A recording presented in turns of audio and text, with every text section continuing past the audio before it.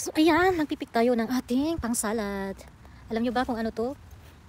Ito yung kinakain doon sa Middle East. Ito, kung alam nyo, yung taga Saudi dyan, taga Abu Dhabi. Ayan, alam nyo to mga Pinay. Masarap to. Ayan o, ang dami kong tanim. Itong panghalo sa salad. Masarap to, ang ginagawa ko lang to, pinapapak ko lang to siya eh. Masarap to, maraming benefits. Ayan. Yung laylay lang ang ating kukunin kasi sayang yung ano, dami ng mga kailangan ma-harvest na dahon.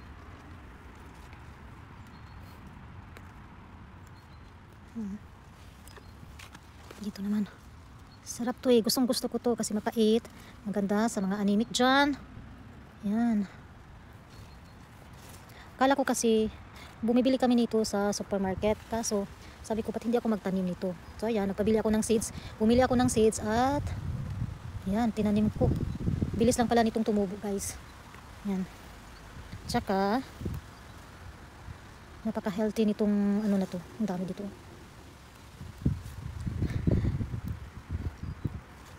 Yan. Yung iba, binubunot yung puno kaso ako hindi para may sisibol pa naman yung mga bagong dahon. Kaya ayan. Kinikip ko yung ano, ayan. So dito tayo. Ito. Ayan. Para may panibagong dahon. Mas maganda kung bata pa yung dahon na kukunin natin. Ayan.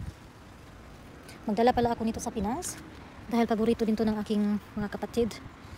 Ayan. Dala ko ng seeds. Ayan. Ito tayo to. Kunin natin. Salad namin ito mamayang gabi. Gusto ko din to guys, yung pasta salad. Tapos may dried tomatoes. Tapos ito na siya. Ang ihalo mo. Ayan, gusto ko yan. Ayan.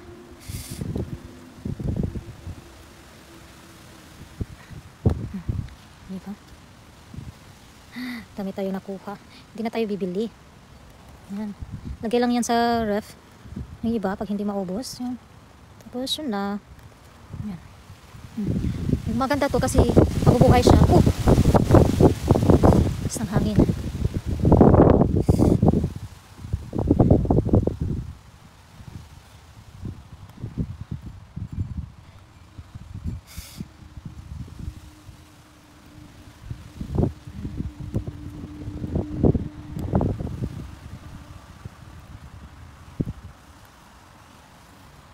So yan na, marami-rami na to para mamayang gabi. Ito ay.